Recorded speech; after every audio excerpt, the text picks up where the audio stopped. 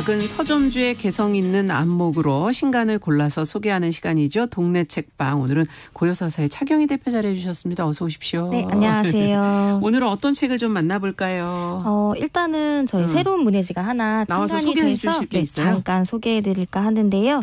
에픽이라는 제목의 내러티브 매거진이라는 이제 잡지가 새롭게 창간이 됐습니다. 네. 그 에픽 같은 경우에는 이 단어 자체가 서사시, 서사문학 이런 뜻을 지니고 있는데요. 이 문예지의 차별점 자체가 픽션과 논픽션을 아우르는 서사문학이라는 점이 좀 기존의 문예지와 다르다고 할 수 있습니다. 예. 그 문예지인데 픽션과 논픽션을 함께 다룬다라는 게 좀 언뜻 이해가 잘 안 되실 수도 있는데요. 그렇죠. 그동안의 문예지는 좀 단편소설 중심이었잖아요. 맞아요. 작품을 소개하는 게. 근데 에픽 같은 경우에는 르뽀나 보통 이제 회고록이라고 말하는 메모어 장르나 구술록 등 우리가 에세이라고 불렀던 것보다 그 안에서 넓은데요? 네, 그 서사의 구조가 좀 더 명확한 논픽션을 좀 지칭하는 그런 장르들이 이제 단편 소설 분량과 비슷하게 소개가 되고 있습니다. 네. 그 2015년에 노벨문학상을 수상한 스베틀라나 알렉시에비치라는 작가 아마 들어보신 분들 많으실 텐데요.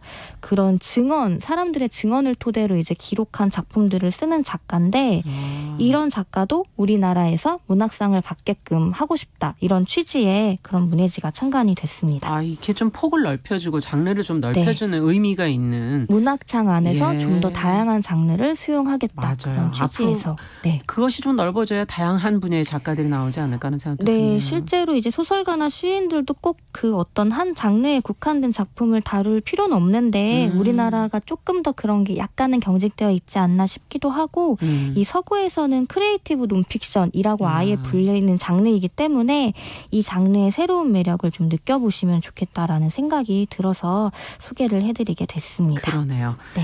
자, 그러면 오늘 읽을 책 가져오셨는데 좋은 일이 아주 없는 건 아니잖아. 네. 황인숙 시인의 산문집이네요. 네, 맞습니다. 오늘 소개해드릴 책은 좀 이 쌀쌀한 가을 날씨와 잘 어울릴 것 같아서 들고 왔는데요. 황인숙 시인이 무려 7년 만에 펴낸 산문집이고요. 이 황인숙 시인 같은 경우에는 못다한 사랑이 너무 많아서 리스본행 야간열차 등 맞아요. 다스의 시집을 냈고 현대문학상, 김수영 문학상 등 굵직한 상을 또 수상한 시인인데 그의 시만큼이나 산문도 사실 독자들에게 오랜 시간 사랑받아오고 있기 때문에 특히 작가들이 이 시인의 산문을 되게 좋아하더라고요. 그래서 오랜만에 산문집 출간에 반가워하는 분들이 많이 계십니다. 그렇군요. 표지도 지금 막 단풍이 막 들려오고 지금 그러죠. 여기도 맞아요. 들어오시면서 보시면 여긴 단풍이 지금 아주 노랗게 은는. 네, 지금 계절에 맞는 그림이 들어가 있는데 이 황인숙 시인은 1984년에 나는 고양이로 태어나리라라는 시로 등단을 했어요. 꽤 오래전이죠. 근데 지금까지도 이제 활발하게 작품을 발표하고 있는데 중년의 나이에 접어들었지만 이 톡톡 튀는 발상과 위트 그리고 말맛이 느껴지는 문장이 좀 한결같은 느낌을 주는 시인입니다. 그리고 무엇보다 무거운 이야기를 다룰 때도 읽고 나면은 좀 헐헐 가벼워지는 느낌이 들게 만드는 좀 신기한 매력이 있는 글을 쓰는데 그게 개인적으로 좀 인상이 깊더라고요. 이번에 이제 좋은 일이 아주 없는 건 아니잖아라는 이제 제목으로 출간된 산문집 또한 마찬가지인데 이 사실 그림이 제가 생각하기에는 이 시인이 살고 있는 용산구 해방촌을 좀 그리고 있는 것 같아요. 표지가. 맞아요. 계단이 쭉 보이는 것이. 굉장히 가파른 계단이 있는 동네인데 이 황인숙 시인의 시나 산문에서 빼놓고 생각할 수 없는 길고양이 이야기나 넉넉하지 않은 삶에 대한 시선이 좀 짤막한 글들로 섬세하면서도 애잔한 느낌으로 담겨 있는데요. 이 마찬가지로 무겁게 가라앉는 느낌이 아니라 좀 가볍게 깊어진다고 해야 되나? 이렇게 좀 부딪히는 말인데. 야, 이건 묘하네. 근데 책장이 좀 빨리 넘어가요. 그래서 되게 재밌게 읽다가도 읽고 나면 아까 그 글 좀 생각난다 싶어서 다시 또 돌아가고. 되돌아가고 싶게 여운을 좀 오래 남기는 책이기도 합니다. 네.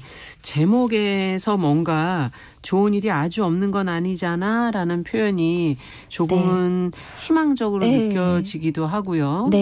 요즘 상황에서 좋은 일이 같다라고 네. 많이들 얘기를 하시잖아요. 네, 이게 약간 시인이 지니고 있는 좀 삶에 대한 태도 같다는 생각도 좀 드는데요.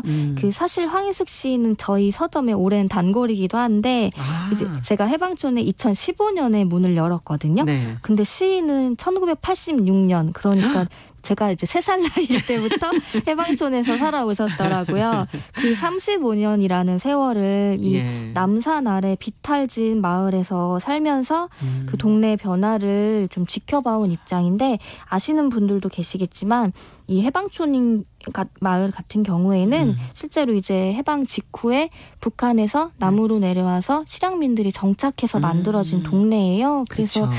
그분들이 갖고 있는 사연이나 풍경들이 어떠했을지 좀 짐작을 해보실 수 있을 것 같습니다. 네, 어떻게 보면 많은 이야기가 그 안에 녹아 있는 그런 장소다 이런 말씀이시네요. 네, 맞습니다. 이 동네의 분위기를 조금이라도 아는 분들이라면 더 반갑게 읽으실 수도 있을 거고 아니라고 하더라도 좀 보편적으로 공감하며 읽을 이야기들이 많은데요.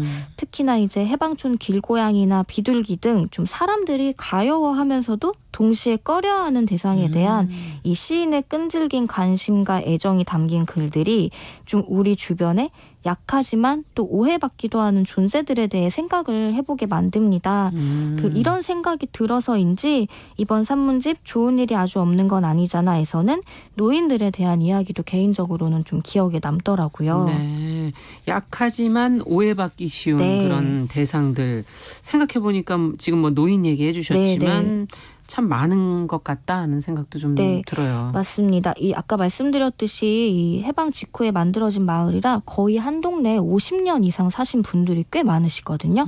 이제 대부분의 자식들은 다른 곳으로 떠났지만 이웃들과 함께 나이 들어가면서 이 언덕길에서 막 누군가를 흉보기도 하고 아니면 이제 좋은 것들을 받으면 나눠 먹기도 하면서 흥을 돋우기도 하는 이 노인들의 모습이 시인의 솔직한 시선으로 담겨 있습니다. 네, 아까 시집에서 고향 얘기가 있었다는 얘기 해주셨는데 연결되어서 어떤 약한 것에 대한 시인의 감수성이 계속 이 안에도 뭐 고양이 그림이 예쁘게 많이 그려져 있어요. 사실 이 시인의 시와 산문에서 고양이는 빠질 수가 없는 존재예요. 거의 굉장히 많은 이제 작품에 이 해방촌이라는 동네나 고양이가 꼭 등장을 하거든요.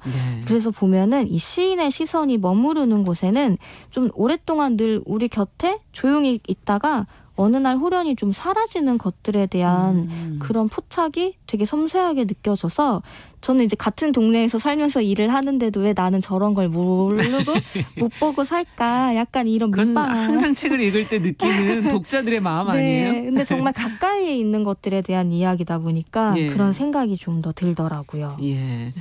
무엇보다 지금 이제 뭐 노인에 대한 이야기다라고 해주시면서 이 뒷부분에 보니까 나이를 먹는다는 건 삶을 무르익히는 것이다. 삶이 깊어진다는 것이다. 이런 표현들이 참 와닿기도 하네요. 끝으로 한 말씀 정리를 좀 해주시죠. 네, 사실 이 산문집에 특별한 이야기들이 있는 건 아닌데 그럼에도 불구하고 우리가 일상 속에서 잘 보지 못했던 것들을 시인의 눈으로 좀 보면서 이 책을 읽고 나면은 내가 살던 동네를 산책해보면 평소에 보이지 않는 것들이 좀 다르게 보이는 그런 경험을 하실 수 있을 것 같습니다. 네, 오늘은 고요서사의 차경희 대표와 함께 동네 책방 황인숙 시인의 에세이 좋은 일이 아주 없는 것 아니잖아를 이제 저희가 소개해드렸고요. 혹시 뭐 같이 읽어볼 만한 책 아니면 이 안에서의 읽어볼 만한 구절이 있으면은 기억할 만한 구절이 있다면 한번. 대표적으로 그 골목이 품고 있는 것들이란 제목의 글이 2편 개인적으로 인상에 남거든요. 그 할아버지 이야기와 키우던 고양이들의 좀 짠한 이야기들인데 그거를 읽어보시고 마음에 드시면 이 책을 좀 다 읽어보셔도 좋겠다는 생각이 먼저 듭니다. 그 대목부터 읽어보시라는 얘기군요. 네, 오늘은 고요서사 차경희 대표와 함께 책 읽어봤습니다. 말씀 잘 들었습니다. 감사합니다. 고맙습니다. 정용실의 뉴스 브런치 목요일 순서 이제 마칠 시간입니다. 저는 내일 오전 10시 5분에 뵙겠습니다. 감사합니다.